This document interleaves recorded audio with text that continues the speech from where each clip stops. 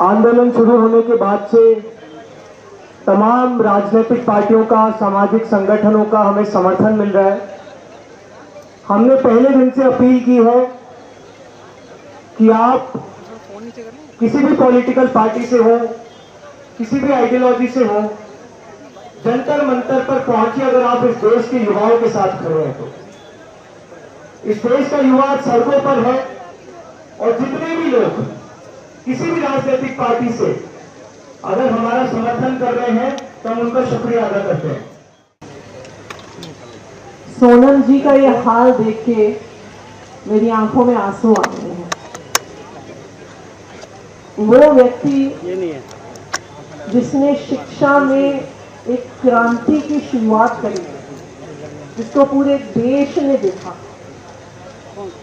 आज वो इंसान 16 दिन से बिना कुछ खाए इतनी गर्मी में अनशन पर बैठा हुआ तो 8.5 किलो वजन कम हो गया है, शुगर 60-70 पर पहुंच गया है, बीपी इतना लो हो गया है। अगर आप और हम उस हाल में होते ना, हम अस्पताल की इमरजेंसी में होते।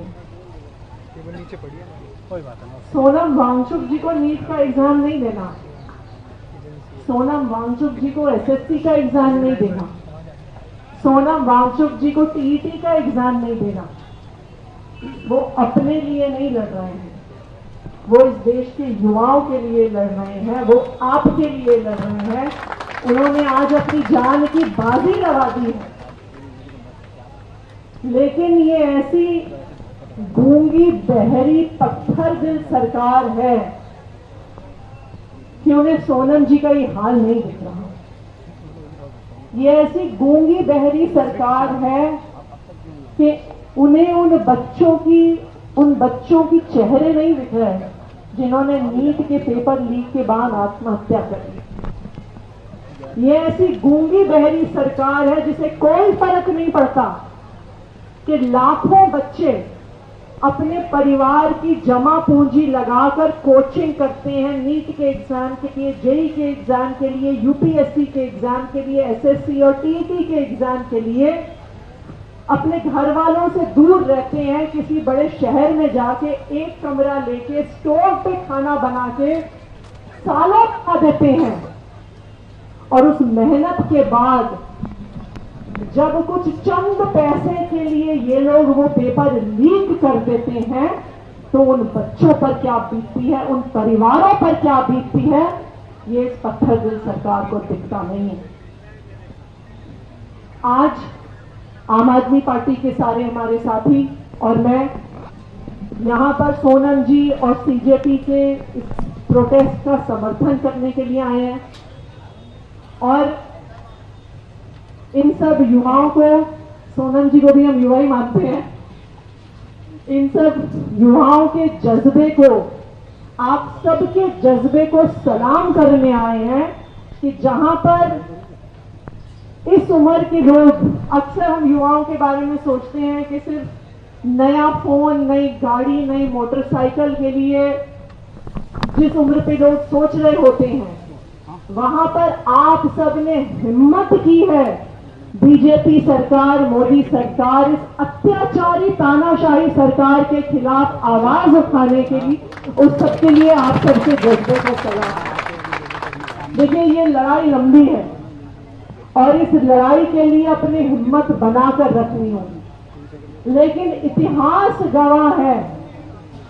ना सिर्फ भारत का पर पूरी दुनिया का इतिहास गवाह है कि जब जब युवा अपना घर छोड़ के सड़क पर निकले हैं तो तानाशाही का अंत हुआ है, सत्ता परिवर्तन हुआ है, व्यवस्था परिवर्तन हुआ है। ये पहले भी हुआ था, ये आज भी होगा, ये आने वाले समय में भी होगा। हमें अपने जज्बे को बनाकर रखना है और जो कुर्बानी, जो त्याग आज सोनम वांगचुक जी का है, इस त्याग को, इस बलिदान को हमें व्यर्थ नहीं जाने देना है। जो सोनम जी अपने शरीर को जलाकर इस देश के लिए, देश के युवाओं के लिए लड़ाई लड़ रहे हैं। हम सबकी जिम्मेदारी बनती है कि इनके बलिदान को हमें आगे लेके जाना है। हमें इस सरकार को अब दिखाना है कि जब आप लोगों की बात सुनना बंद कर देते हो, हमें अपने वोट से आपको वहां पर बैठाते हैं और इस देश के लोगों ने आपको वहां पर बिठाया है और वही आपको उठाकर गिराएंगे जब आप उनकी बात सुनना बंद करते हैं। एक बार फिर यहाँ की टीम को बहुत बहुत हमारा सलाम। और इस लड़ाई में आम आदमी पार्टी के तौर पर भी, देश के नागरिक होने के तौर पर भी, जनप्रतिनिधि होने के तौर पर भी हम पहले भी आपके साथ थे और हमेशा आपके साथ हैं। 2000 घर बनाने का एक मेगा प्रोजेक्ट सैंक्शन हो गया है। जो पानी, जो खेत, जो पेड़ 800 घरों के लायक हैं, वो और 2000 बड़े बड़े फ्लैट्स और विलास को कैसे संभालेंगे? वहां पे पेड़ों का नाश होगा, वहां पे पूरे पानी का नाश होगा, वहां सारे पर्यावरण का नाश होगा। फायदा किसका होगा? फायदा होगा उन बिल्डरों का जो हजारों करोड़ अपनी जेब में डालेंगे। फायदा होगा बीजेपी के उन नेताओं का जिन्होंने एक गलत कानून के तहत, सेक्शन 39A के तहत इनकी खेती की जमीन को इतने बड़े प्रोजेक्ट बनाने की परमिशन दे दी। तो नेता लोगों की जेब भरेगी, बिल्डरों की जेब भरेगी, लेकिन गोवा का विनाश होगा।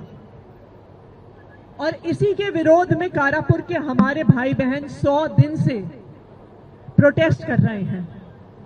ये लड़ाई सिर्फ कारापुर वालों की नहीं है, 39A के खिलाफ ये लड़ाई हर गोवा के निवासी की है। और मैं मानती हूं कि हर सिर्फ गोवा के निवासी की नहीं, हर देशवासी की है। गोवा एक राष्ट्रीय धरोहर है, वहां का सौंदर्य, वहां का पर्यावरण एक राष्ट्रीय धरोहर है। और अगर जो आज की सरकार है वो बिल्डरों और कॉलोनाइजर्स को वहां की पूरी जमीन दे देगी तो गोवा का पूरा विनाश हो जाएगा। मैं अपने कारापुर के भाइयों और बहनों को सलाम करती हूं, खासकर अपनी बहनों को सलाम करती हूं जो अपने घर बार छोड़ के 100 दिन से सड़क पर बैठी हुई हैं।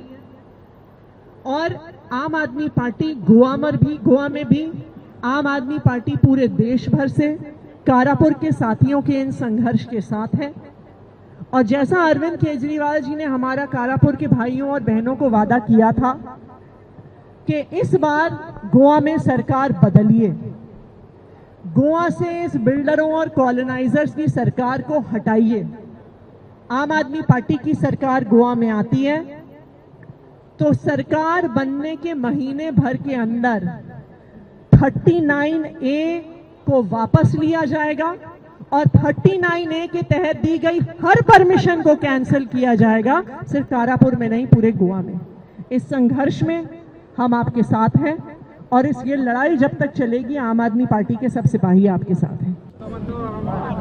गोवा की जमीन, गोवा के पानी, गोवा के जंगलों को बड़े बड़े बिल्डर्स और कॉलोनाइजर्स को दे रही है, गोवा के पर्यावरण को खत्म कर रही है। गोवा के अलग अलग हिस्से में लोग 39A के तहत ये इलीगल कन्वर्जन्स का विरोध कर रहे हैं, लेकिन बीजेपी की सरकार ने इनकी एक नहीं सुनी। बीजेपी की सरकार गोवा में बिल्डर्स और कॉलोनाइजर की सरकार बन गई है, आम लोगों की सरकार नहीं रही। उन्हें लोगों के पानी की चिंता नहीं है, उनकी खेती की चिंता नहीं है, उनके बच्चों की स्कूल की चिंता नहीं है, अस्पताल की चिंता नहीं है। उनको सिर्फ लगता है कि गोवा की जमीन को बेच डालो, गोवा के जंगलों को बेच डालो, अपनी जेब में पैसा भरो, बिल्डरों की जेब में पैसा भरो। कारापुर में भी बिल्कुल यही हो रहा है। कारापुर में तो ये भी सुनने को आया है कि जो जमीन बेची गई वो उसी बीजेपी की मंत्री की थी, जिसने बीजेपी के मंत्री की थी जिसने ये इलीगल कन्वर्जन पे साइन किया। तो चित भी मेरी पट भी मेरी। लोगों की खेती की जमीन गई, लोगों के जंगल बर्बाद हो गए, पानी बर्बाद हो गया, गांव रहने लायक नहीं रहेगा। लेकिन बीजेपी के नेताओं को सिर्फ अपनी जेब भरने से मतलब है। तो मेरा बीजेपी के जो गोवा सरकार है उसके मुख्यमंत्री प्रमोद सावंत जी से ये सवाल है कि क्या वो इन बिल्डरों के साथ खड़े हैं या वो गोवा के लोगों के साथ खड़े हैं। कुछ महीने में गोवा में चुनाव आ रहा है, गोवा के लोग क्या चाहते हैं वो इसका जवाब दे देंगे। सरकार लगा रही है कि विपक्ष सरकार बनती है अगर आम आदमी पार्टी की सरकार गोवा में बनती है तो ये सेक्शन 39A जिसके तहत ये सारी इलीगल कन्वर्जन हो रही है और गोवा को बर्बाद किया जा रहा है, उसको 1 महीने के अंदर अंदर वापस लिया जाएगा। और जो भी परमिशन आज तक 39A में दी गई है उन सारी परमिशन को कैंसिल किया जाएगा, सारे मेगा प्रोजेक्ट्स को कैंसिल किया जाएगा। सरकार का मानना है कि सिर्फ गोवा का डेवलपमेंट हो रहा है, लेकिन विपक्ष राजनीतिक वजह देख रही है, चुनाव आ रहा है इसीलिए।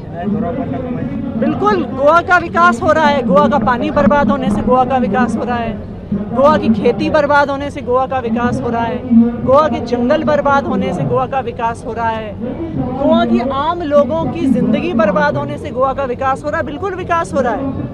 एक ही चीज का विकास हो रहा है, नेताओं की जेब में जो माल जा रहा है, इनकी पार्टी के लोगों की जो जेब में माल जा रहा है उसका विकास हो रहा है। आज जंतर मंतर पर गोवा के कारापुर गांव के हमारे भाई बहन आए हैं।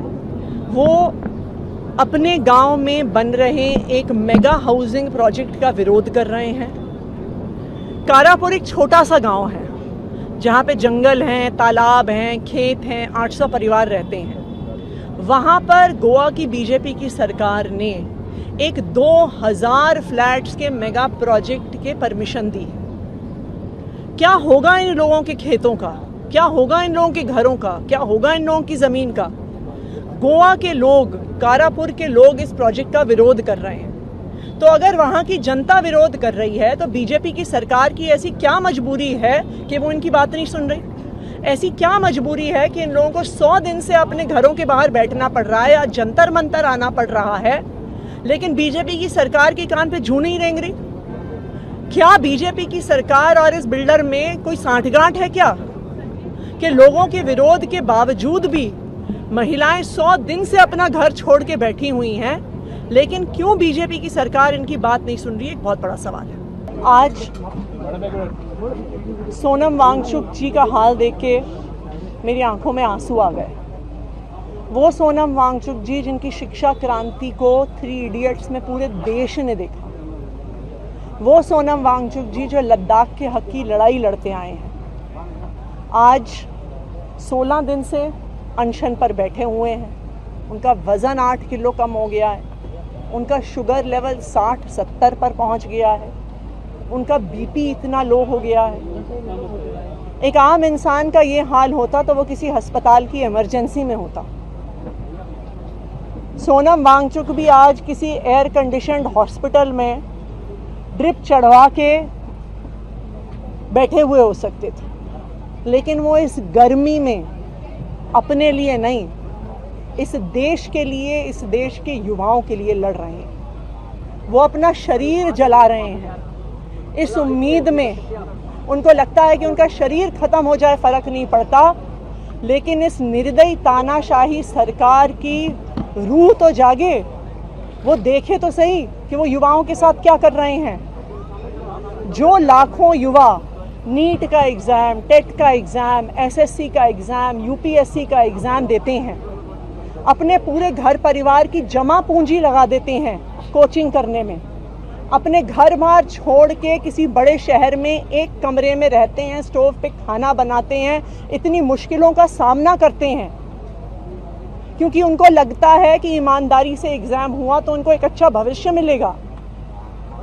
लेकिन जब इनकी सरकार कुछ चंद कौड़ियों के लिए पेपर लीक कर देती है, साल दर साल पेपर लीक करती है, तो क्या होगा इन युवाओं का।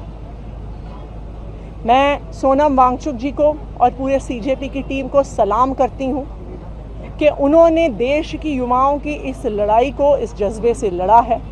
आम आदमी पार्टी, हमारी पूरी टीम और दिल्ली के नागरिक और जनप्रतिनिधि होने के नाते हम सीजेपी